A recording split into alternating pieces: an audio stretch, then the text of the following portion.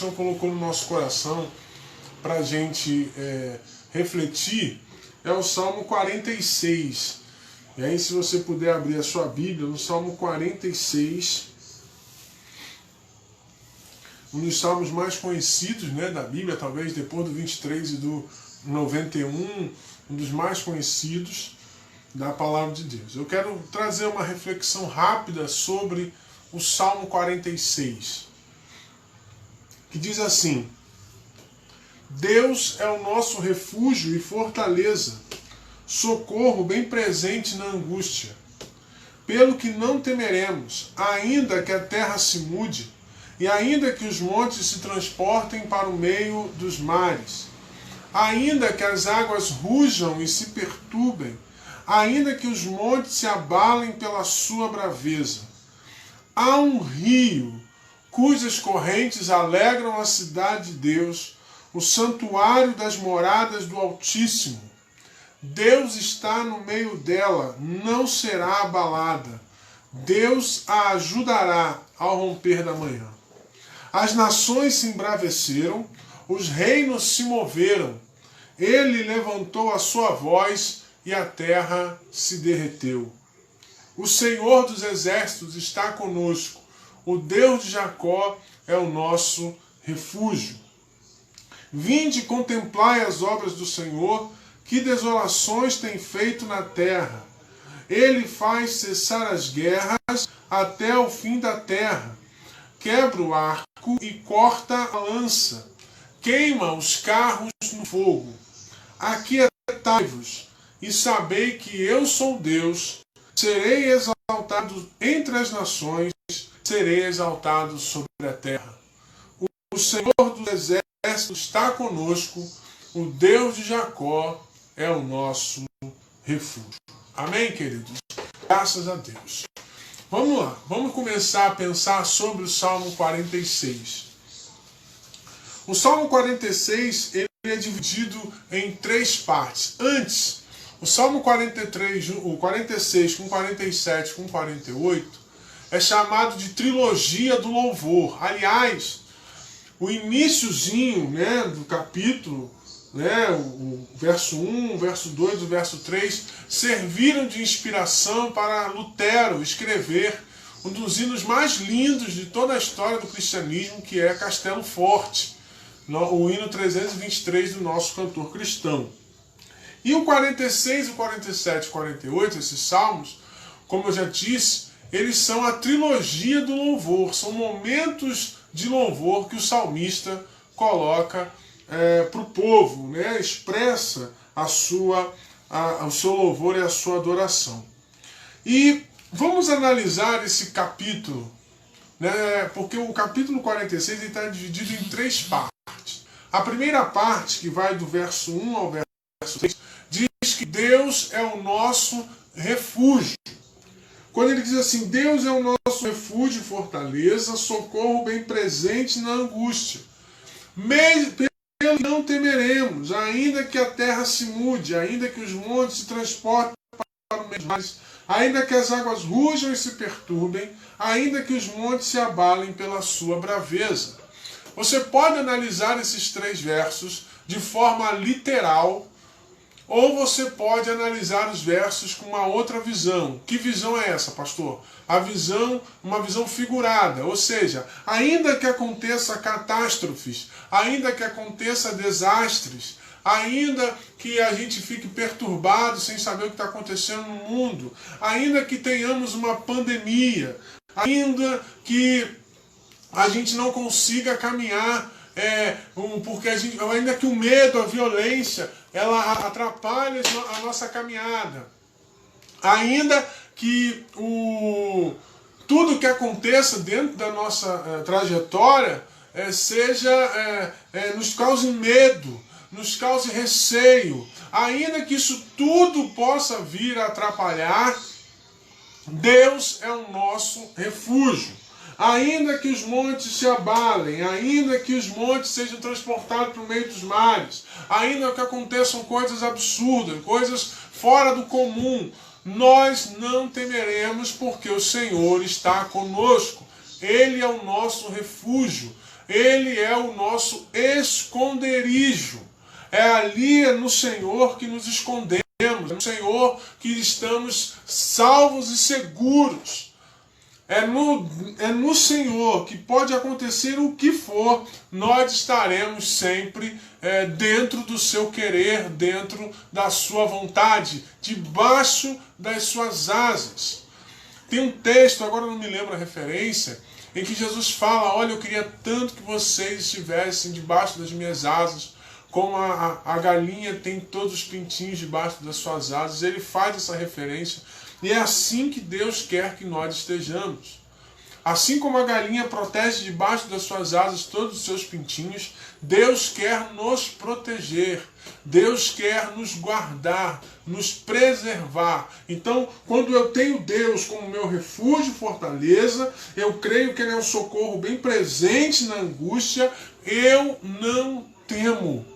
Não temo, nada vai me abalar, nada vai me fazer desistir. Mesmo que tudo ocorra de maneira esquisita, fora do controle, Deus está, na minha visão, pode até estar fora do controle, mas Deus está no controle de todas as coisas.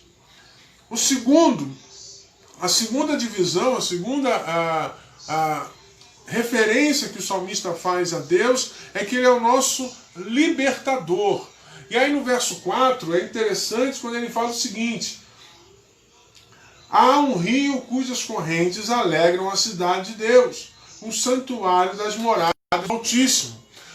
Você percebe que o verso 3 e o verso 4 são complementos, um complementa o outro. Porque no verso 3 ele diz que ainda que as águas estejam perturbadas, em outras versões, ainda que as águas estejam tumultuadas, ainda que eu pense que as águas estão revoltas. E aí o verso 4, há um rio cujas correntes alegram a cidade de Deus. Em contrapartida às águas revoltas, em contrapartida às águas que tumultuam, há um rio que é o próprio Deus, que Deus está nele. Há um rio cuja as águas dá vida e sustenta a Jerusalém. Há um rio que leva águas tranquilas. Há um rio cujas correntes alegram a cidade de Deus, alegram as casas do Senhor. Eu e você somos santuários do Espírito Santo. Então, na nossa vida, quando a gente está com água revolta, quando a gente está com um momento de dificuldade, quando a nossa vida parece uma ressaca do mar, há um rio que alegra as nossas vidas. Há um rio cujas águas alegram as nossas casas. Há um rio cujas correntes alegram o nosso viver. E Deus está nesse rio. Deus está nessas águas. Né? Aqueles que... Jesus fala que fluirão de mim águas vivas, ou seja, ele é a água da vida, Ele é a água que te dá paz, Ele é a água que mata a tua sede. Foi o que Ele disse para aquela mulher samaritana: se você soubesse quem está aqui, você me pediria água que você nunca mais ia ter sede. Então ela foi entender com quem ela estava falando, ela foi entender com quem ela estava tratando. Então há um rio cujas correntes alegram a cidade de Deus, o santuário das moradas do Altíssimo. Ele está no meio dela, ou seja, Ele está nessas águas, Ele está na cidade, não será abalada. Deus ajudará todo o seu povo ao romper da manhã. Essa segunda parte vai até o verso 7. As nações se embraveceram, ou seja, os reinos estão doidos, os reinos estão bravos, as nações se movem, mas Ele, quando levanta a sua voz, a terra se derrete. Quando Ele levanta a sua voz, o povo se acalma. Por quê? E aí vem o verso 7. O Senhor dos exércitos está conosco, o Deus de Jacó é o nosso refúgio. Por que Senhor dos exércitos? que faz referência à guerra, faz referência à batalha. Então eu quero te dizer nesta noite, querido, se você tem se sentido sozinho nas suas lutas, se você tem se sentido só, solitário, na solidão das suas guerras, quero te dizer nesta noite, você não está sozinho. O Senhor dos Exércitos está com você.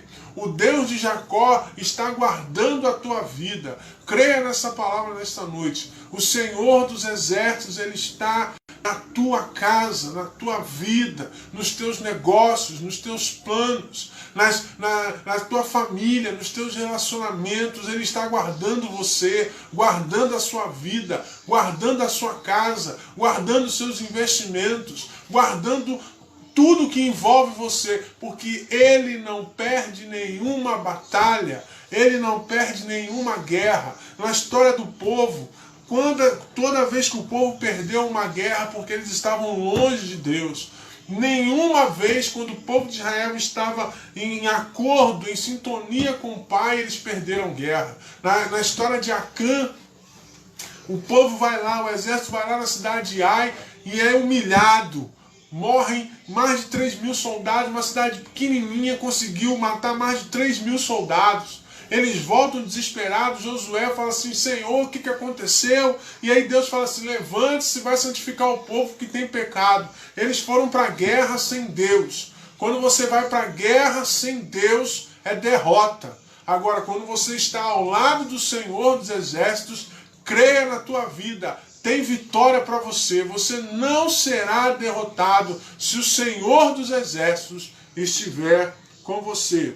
Então, Ele primeiro é o nosso refúgio, Ele é o nosso libertador, Ele nos liberta, Ele é uma torre forte, segura, há segurança em Deus. Esses dias nós ministramos lá para a igreja sobre como vencer a insegurança. Você só vence a insegurança com Deus. Você não vence a insegurança com qualquer outra coisa ou pessoa se não for Deus.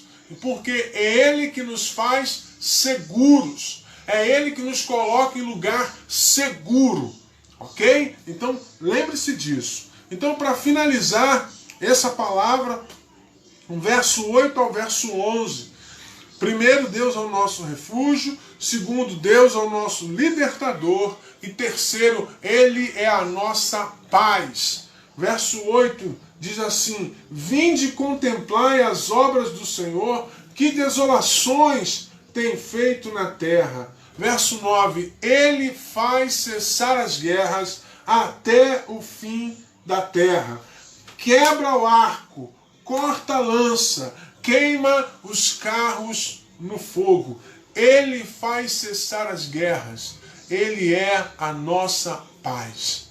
A paz de Cristo que excede todo entendimento, que não é igual ao mundo dá, não tem nada a ver com político, não tem nada a ver com governo, não tem nada a ver com absolutamente nada, tem a ver com a presença de Deus na tua vida. Bote isso no teu coração, falei isso ontem, repito aqui. A paz de Cristo na vida da sociedade não tem nada a ver com político, não tem nada a ver com governo. Seja ele quem for, a paz que excede todo entendimento está intimamente ligada com a minha relação com Deus. É a minha relação com Deus que faz eu ter paz, que faz eu viver em paz, mesmo no meio do caos, mesmo no meio da guerra, mesmo no meio da confusão da sociedade, com Cristo nós vivemos em paz. Nós vivemos em paz. Então Ele faz cessar as guerras, quebra o arco, corta a lança, queima os carros no fogo. Mas você precisa fazer uma coisa muito importante no verso 10. Aquietai e sabei que eu sou Deus, serei exaltado entre as nações, serei exaltado sobre a terra. O que Deus está querendo dizer aqui nesta noite, querido, para mim e para a sua vida? Deixemos ser Deus em nossas vidas. Aquietai-vos, que a gente se aquiete e veja o que Deus vai fazer em nossas vidas. Aquietai-vos e sabei que eu sou Deus, sou eu que sou poderoso, sou eu que sou onisciente, sou eu que sou onipresente, eu conheço o passado, o presente e o futuro, todas as coisas estão em minhas mãos. O controle do mundo está sobre as minhas mãos, está nas minhas mãos. Então eu preciso crer e entender que Deus é Deus. E que se Ele faz, Ele é perfeito, Ele é bom e agradável. Creia nisso nesta noite. Às vezes a gente fala demais, a gente abre a boca e solta muita besteira, a gente acaba até amaldiçoando coisas e pessoas. Mas eu quero convidar você nesta noite a olhar para esse verso 10 e aquietar o teu coração, aquietar a tua boca e ver o que Deus vai fazer na tua vida. Você não está recebendo essa palavra nesta noite à toa. Deus não te colocou aí para me ouvir aqui nesta noite. Você podia estar fazendo qualquer outra coisa, mas Deus te colocou aí neste telefone agora, nesta televisão, onde que você esteja vendo, para dizer para você, é tempo de você aquietar e ver Deus ser Deus na tua vida. Por quê, pastor? E aí eu volto ao verso 7, no verso 11. O Senhor dos Exércitos está conosco. O Deus de Jacó é o nosso refúgio. Esse Deus que não perdeu uma guerra, esse Deus que não perdeu uma batalha, esse Deus que está olhando e cuidando da tua vida 24 horas por dia, 7 dias na semana, 365 até 366 dias do ano. Esse Deus que não dorme por amor a você, que não dorme para cuidar de ti e da tua vida. Ele está conosco. O Deus de Jacó é o nosso refúgio. Ele jamais foi derrotado. Jamais. Então é tempo de nós nos aquietarmos e vermos o livramento de Deus para as nossas vidas. Amém?